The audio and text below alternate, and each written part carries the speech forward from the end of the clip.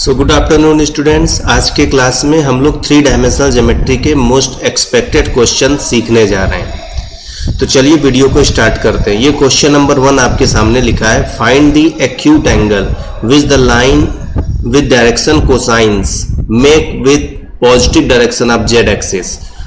एक लाइन जो Z axis के पॉजिटिव डायरेक्शन से एंगल बना रहा है वो एक्यूट एंगल हमको फाइंड करना है और गिवन में डायरेक्शन कोसाइंस है।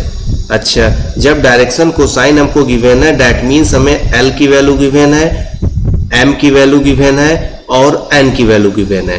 तो एल की वैल्यू गिवन है 1/√3, एम की वैल्यू गिवन है 1/√6 और एन जो कि हमको फाइंड करना है। Okay, now here we have l, m, n and n. So l, m, n के बीच में क्या कोई एक रिलेशन हम लोगों को पता है? यस, ऑफ कोर्स पता है। L square plus m square plus n square, इन तीनों के स्क्वायर का सम कितना होता है? 1 होता है। So it's a very simple question. अगर आपको ये फॉर्मूला पता है तो आप ये तुरंत फाइंड कर लेंगे। आप एल, एम की वैल्यू रख लीजिए और एन की वैल्यू आपको फाइंड हो जाएगी ना। तो एल 1/√3 और m आपका हो गया 1/√6 और n स्क्वायर। n फाइंड होने से एंगल हम लोग पता लगा लेंगे, यहां से फाइंड होने से हम लोग एक्यूट एंगल पता लगा लेंगे। ये 1/3 हो जाएगा, ये 1/6, this is plus n square is equal to 1। तो यहां से अगर हम लोग सॉल्व कर लें तो एलसीएम आ जाएगा 6, 2 + 1, n square is equal to 1, 2 + 1 3/6, 1/2, 1 में से 1/2 चला जाएगा, 1/2 बचेगा। सो n की वैल्यू आ जाएगी 1/√2। एक्यूट एंगल फाइंड करना है, सिर्फ प्लस माइनस √2 हम नहीं लिखे हैं, 1/ केवल पॉजिटिव लिए हैं। अच्छा, n क्या हो गया हमारा? कॉस गामा ना। l होता है कॉस अल्फा, m होता है कॉस बीटा और n होता है cos gamma. Alpha positive direction of x axis से एंगल बनाता है, beta positive direction of y axis से एंगल बनाता है और गामा z एक्सिस। तो यही हमसे फाइंड करने के लिए बोल रहा था। तो 1/√2 is equal to cos gamma. तो कॉस में 1/√2 किसकी वैल्यू होती है? π/4 की। So this is our required answer. Okay, तो फॉर्मूला आप याद रखें। Question number 2, if a line makes angle 90 degree, 60 degree and theta with s, x, y and z axis respectively where theta is acute, then find theta. Same type का question आ गया but वहां direct आपको L, m, N दिया था, यहाँ पे आपको एंगल्स दिया है। वहां पे हम लोग लिखे थे l square plus m square plus n square is equal to 1। यहाँ पे उसकी वैल्यू पुट कर देंगे, means cos square alpha plus cos square beta plus cos square gamma is equal to 1। चलिए वैल्यू रख दीजिए। तो अल्फा की वैल्यू हो गई 90 डिग्री और बीटा की वैल्यू हो गई 60 डिग्री और गामा के प्लेस पे थीटा गिवन है। तो यहां से हम लोग थीटा आराम से निकाल सकते हैं। तो कॉस 90 0 होता है, 0 का स्क्वायर 0 ही होगा और कॉस 60 1/2 हो जाएगा। तो 1/2 का square plus cos square theta is equal to 1। तो 1/2 का स्क्वायर 1/4 हो जाएगा। तो 1 में से 1/4 माइनस कर देंगे तो 3/4 आ जाएगा। So we have cos theta is equal to √3/4, मतलब 4 का तो 2 हो जाएगा। तो थीटा √3/2 किसकी वैल्यू होती है ना?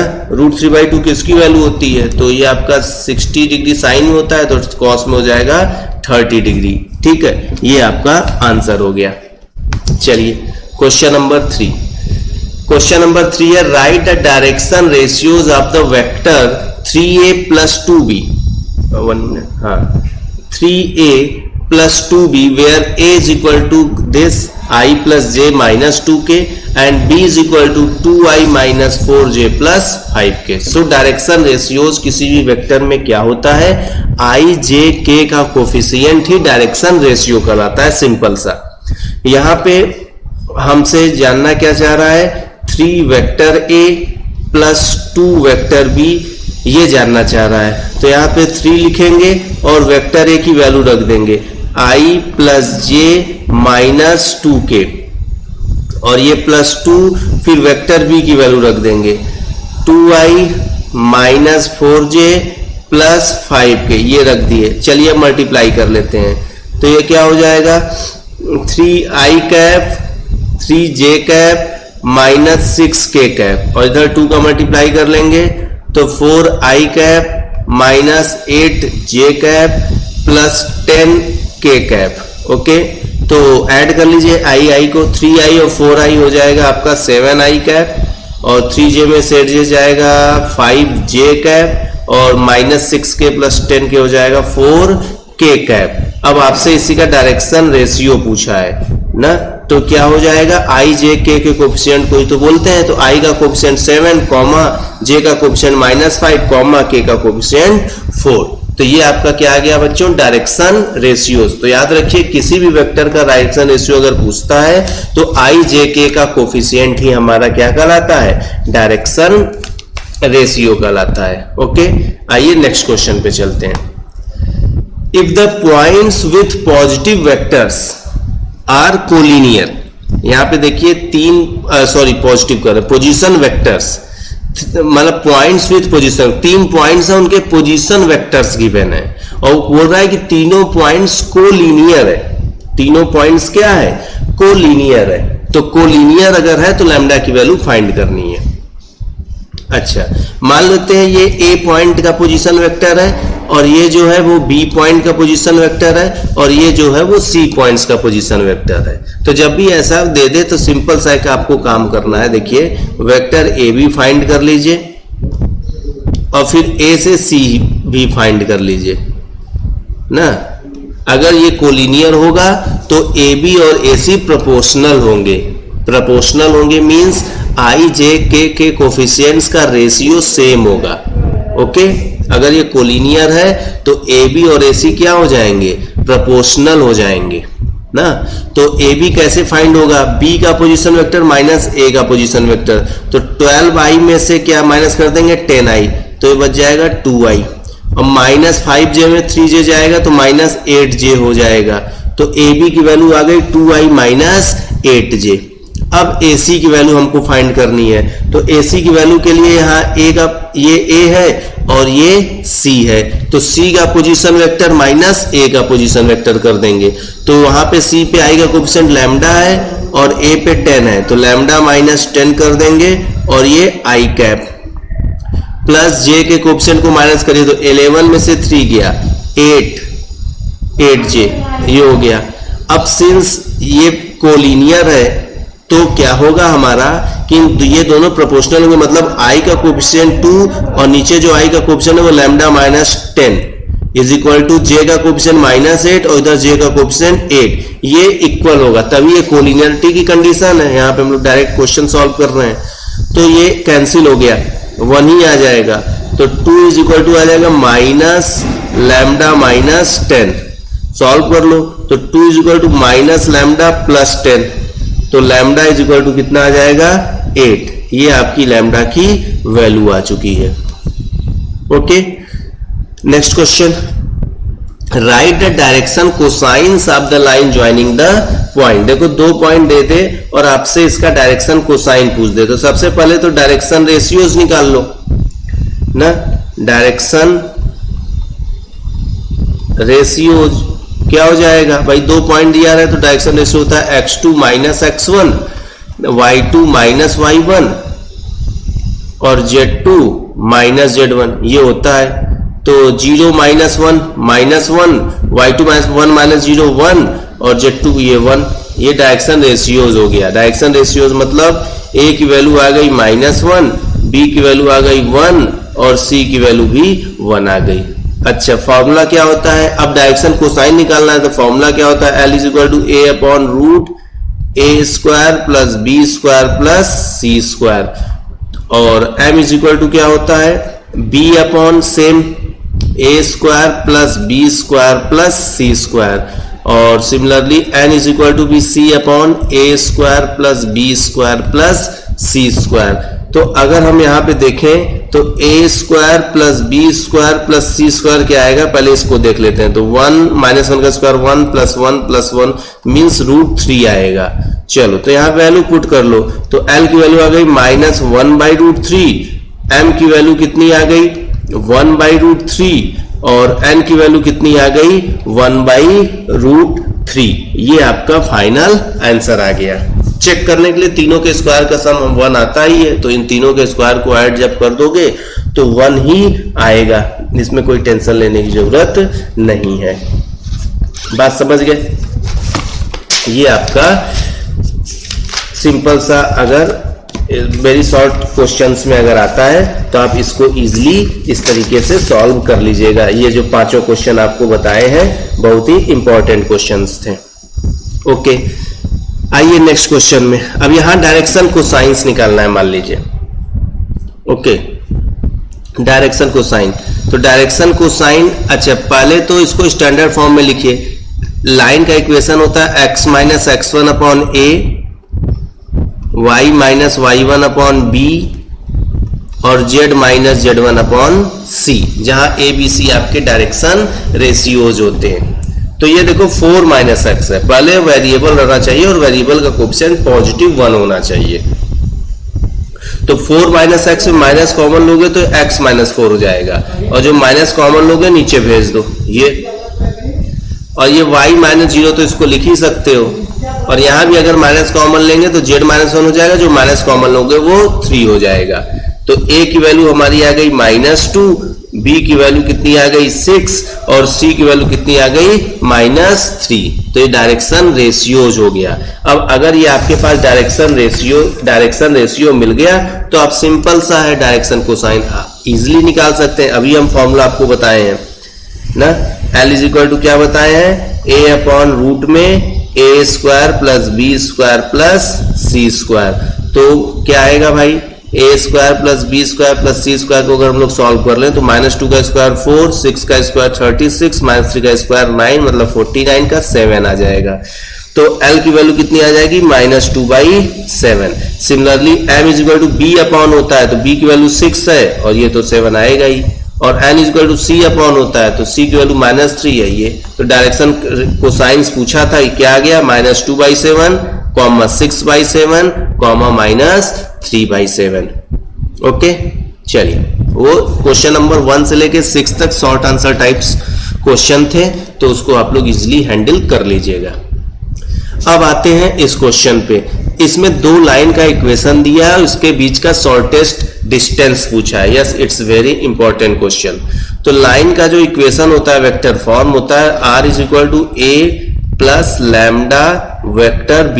तो यहाँ पे 2 दिया है, मतलब अगर इसको हम कंपेयर कर लें ओरिजिनल फॉर्म से तो वी हैव, हमें 4 थिंग्स की वैल्यू पता है। a1 वेक्टर a1 जो कि ये है i plus 2j plus k, sorry यहाँ पे 2 नहीं, ये i प्लस 2j,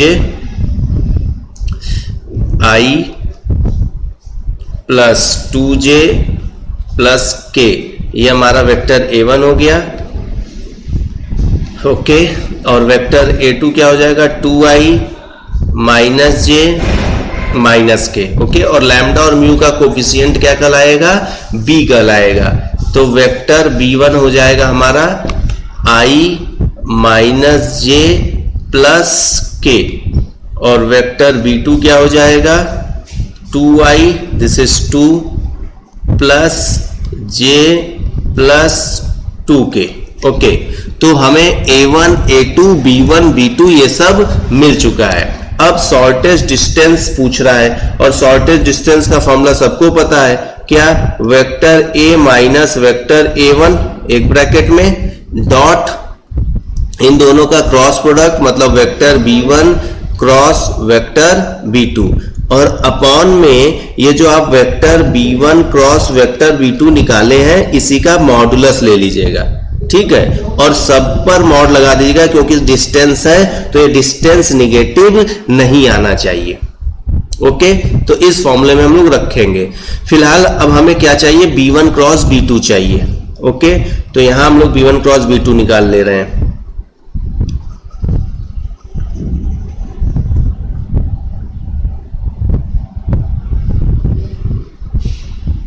ये यहां हम लोग फाइंड कर लेते हैं कि b1 क्रॉस b2 इसकी वैल्यू क्या आएगी। तो डिटर्मिनेंट बनाएंगे और लिखेंगे i j k, i का कोएफिशिएंट 1, j का कोएफिशिएंट -1, k का कोएफिशिएंट 1। और यहाँ 2 1 2 ये लिख लिए। ओके, अब इसको सॉल्व कर ले, आता ही है 2 का -2 और ये -2 और -1 -3, तो -3 i कैप जे के साथ माइनस हो जाएगा, ये 2 1 जा 2, ये -2, तो ये 0 हो जाएगा, तो 0 आ जाएगा जे के साथ, के करेंगे तो 1 + 2 3 के आ जाएगा। तो b1 क्रॉस b2 हम लोग देख रहे हैं -3i + 3k, जे के कोएफिशिएंट तो 0 है। चलो यहां तक हो गया, ठीक है। अब एक काम करते हैं, a2 - a1 भी फाइंड कर लेते हैं, तो vector a2 minus vector a1। Okay, तो ये 2i में से i चला जाएगा तो क्या बच जाएगा, i बच गया, -j में से 2j जाएगा तो -3j हो जाएगा, और -k + k -2k आ जाएगा, ये हो गया ना। चलो अब इस फॉर्मूले पे हम लोग पुट करते हैं, तो a2 - a1 की वैल्यू कितनी आ गई, i -3j -2k, ये आ गया। और b1 क्रॉस b2 कितना आ गया, b1 क्रॉस b2 कितना आ गया, -3i cap + 0j cap + 3k cap, और अपॉन मॉडुलस मतलब रूट b1 क्रॉस b2 का है, i का कोएफिशिएंट का स्क्वायर प्लस j के कोएफिशिएंट का स्क्वायर प्लस k के कोएफिशिएंट का स्क्वायर। ओके, अब डॉट प्रोडक्ट मतलब i के कोएफिशिएंट को i कोएफिशिएंट से मल्टीप्लाई कर लेंगे, तो -3 और j वाला तो 0 हो जाएगा, और ये k वाला करेंगे तो -6 आएगा, और यहाँ 9 और 9 18 को हम लिख सकते हैं 3√2, मॉड लगाइए, तो ये -9 को 3 कैंसिल कर देगा, तो 3/√2, मॉड हट जाएगा तो पॉजिटिव हो जाएगा, तो 3/√2 रेशनलाइज कर लेंगे इसको हम लोग, तो 3√2/2 यूनिट्स आंसर आ गया ना। तो it's a very simple question, अगर आपको फॉर्मूला पता है तो आप इजीली इसको लगा सकते हैं। ओके, चलिए नेक्स्ट क्वेश्चन पे चलते हैं हम लोग। Question number 8, find the equation of line passing through the points. पहले तो इसमें पहला लाइन आप पढ़िए, तो लिखा है find the equation of line passing through the points. एक लाइन का इक्वेशन बताइए जो इस पॉइंट से पास कर रहा हो,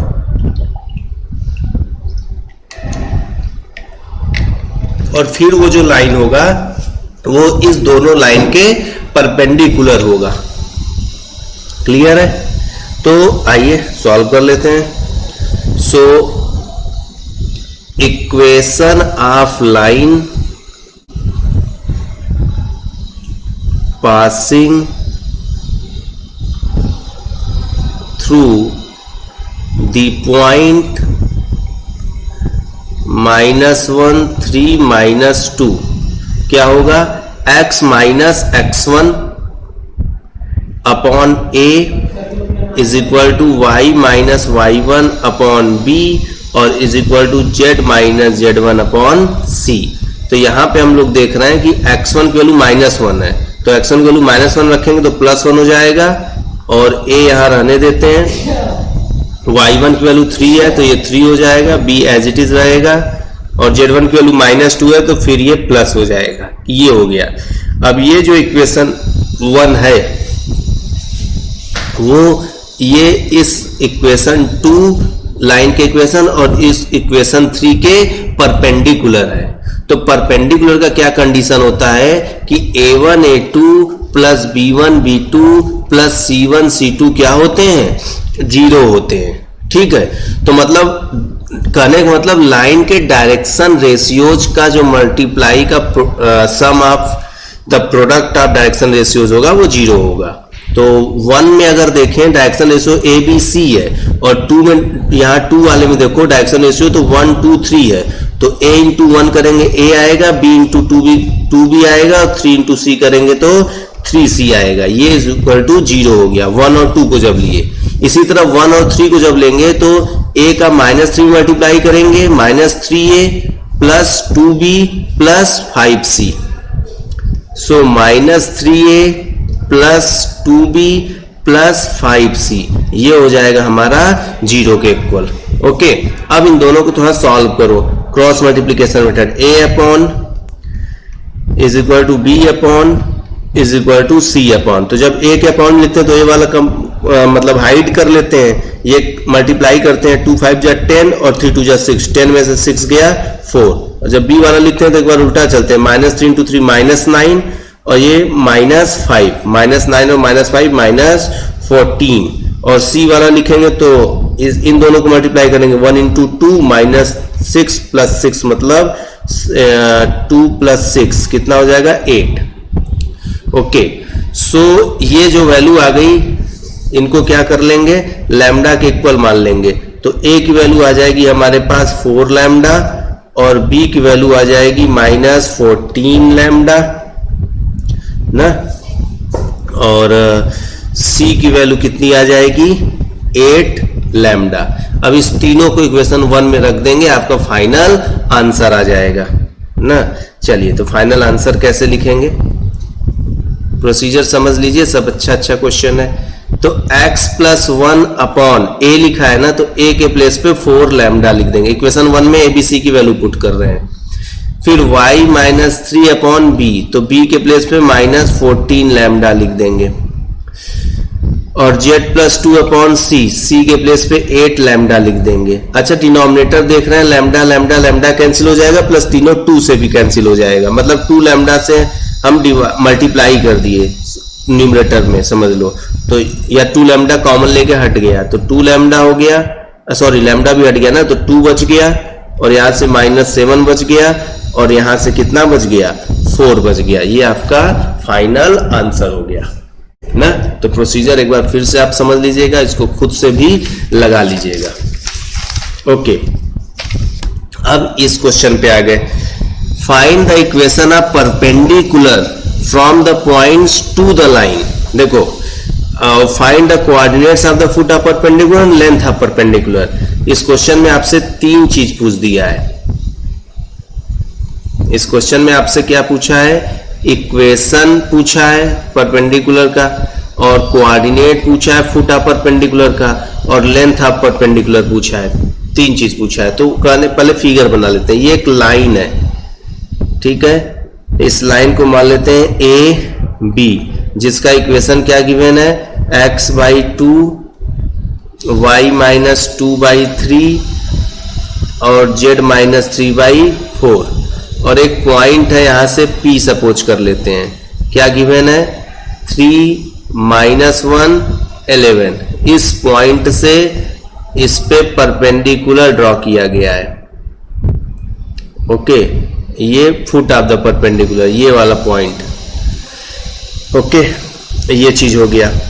अच्छा, हम अगर पॉइंट Q पता लगाना चाहें तो ये देखो AB पर ही तो Q है, और AB का इक्वेशन XYZ के फॉर्म में दिया है, तो अगर इसको हम यहाँ पे लैम्डा सपोज कर ले तो x की वैल्यू कितनी आ जाएगी 2 लैम्डा।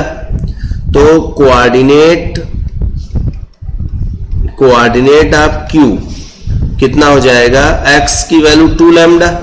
कैसे, x/2 = लैम्डा करेंगे तो x = 2 लैम्डा, और y-2/3 = लैम्डा, तो y = 3 लैम्डा + 2, तो y कोऑर्डिनेट आ गया 3 लैम्डा + 2, और z -3/4 = लैम्डा है, यहां भी इसके इक्वल टू भी लैम्डा करेंगे, तो z = 4 लैम्डा + 3। ये चीज आ गया। अब हमें P का कोऑर्डिनेट मिल गया, Q का कोऑर्डिनेट मिल गया।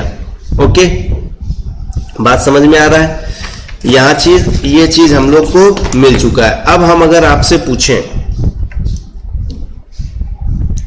कि इक्वेशन क्या होगा PQ का, तो कहोगे सर ऐसा है कि एक पॉइंट P हमारे पास आ गया है और एक पॉइंट Q आ चुका है, तो 2 पॉइंट से जाने वाले लाइन का इक्वेशन का फॉर्मूला लगा दीजिए।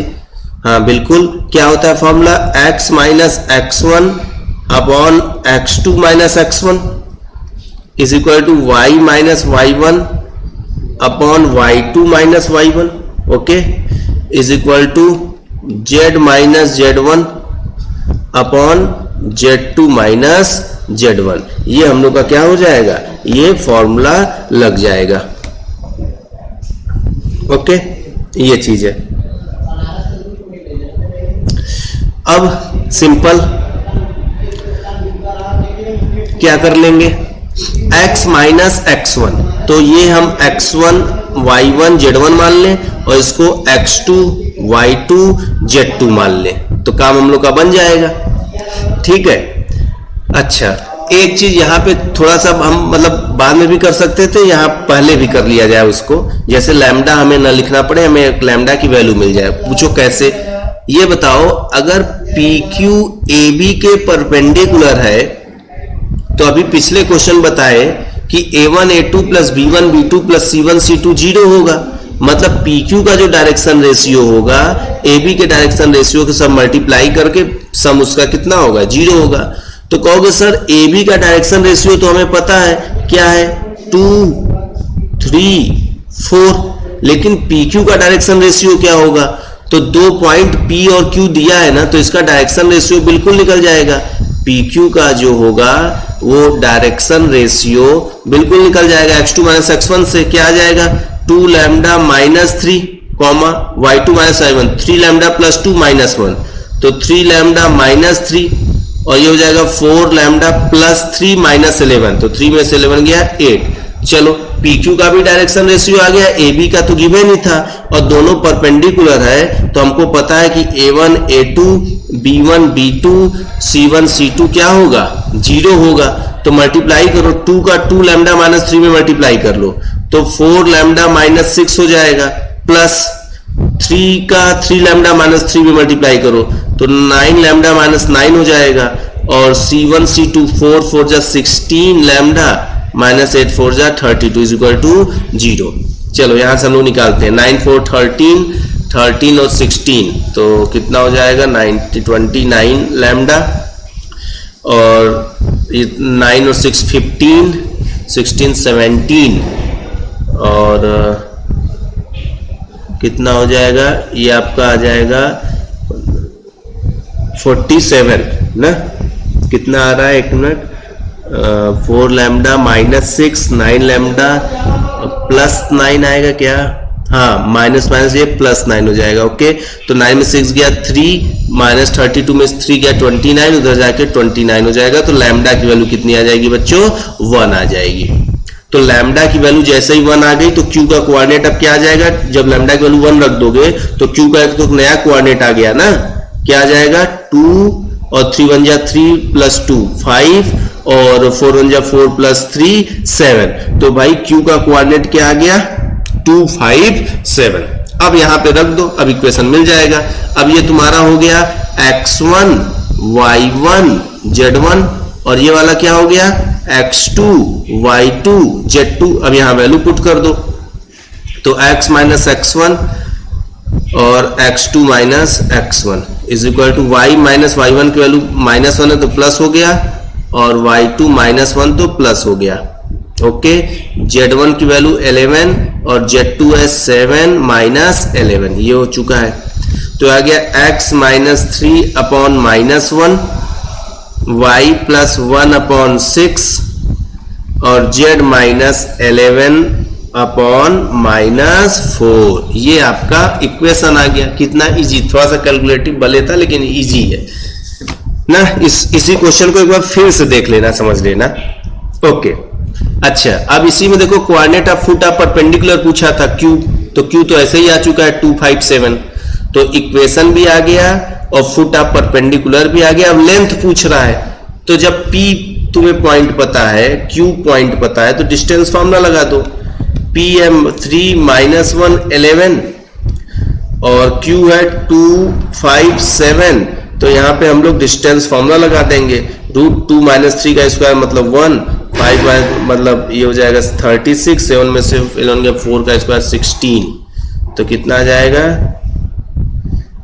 कितना आ गया हम लोग का रूट 53, ठीक, यूनिट्स। ओके, तो ये बहुत ही अच्छा क्वेश्चन था, इसको आप लोग समझिए। अब आइए, find the distance of a point from the plane. Distance पूछ रहा है ना। अब यहां पे हम लोग आ जाते हैं, एक मिनट क्वेश्चन भी मिलाते चले। हाँ, फाइंड द डिस्टेंस 2 5 माइनस 3 और ये प्लेन का इक्वेशन हमारे पास गिवन है। ठीक है, तो बहुत ही इजी है, इसमें कुछ करना नहीं है। जो अगर प्लेन से पॉइंट के बीच का डिस्टेंस पूछेगा तो सबसे पहले तो अच्छा इसका कार्टेशियन फॉर्म लिख लो, कार्टेशियन फॉर्म लिख लो। तो ये हो जाएगा 6x minus 3y plus 2z और प्लस 4 इस साइड आके -4 हो जाएगा। ओके, ये कार्टेशियन फॉर्म हो गया। r की वैल्यू, भाई कार्टेशियन फॉर्म मतलब क्या, r की वैल्यू रख दो xi plus yj plus zk और यहीं रख के डॉट प्रोडक्ट ये आ जाएगा। अब डिस्टेंस पूछ रहा है ना, तो डिस्टेंस क्या होगा जानते हैं, ये पॉइंट इसी पे लाई करा देना, मतलब x के प्लेस पे 2 रख दो, y के प्लेस पे 5 रख दो, z के प्लेस पे -3 रख दो।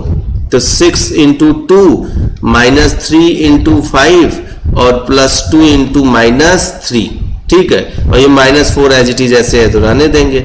और अपॉन अंडर रूट x के कोएफिशिएंट का स्क्वायर प्लस z के y के कोएफिशिएंट का स्क्वायर प्लस z के कोएफिशिएंट का स्क्वायर, मतलब 6 का स्क्वायर -3 का स्क्वायर प्लस 2 का स्क्वायर और मॉड लगाया रहना क्योंकि डिस्टेंस है, पॉजिटिव आना चाहिए। तो ये 12 हो जाएगा, ये -15, ये -6 और -4 -10 और ये कितना आ जाएगा 36 प्लस 9 प्लस 4 मतलब नीचे 7 आ चुका है और ये -3 ये माइनस प्लस हो जाए 13/7 यूनिट्स। ये आपका आंसर आ गया, ठीक है, 13/7 यूनिट्स ये आपका आंसर आ गया, एकदम सही। ओके।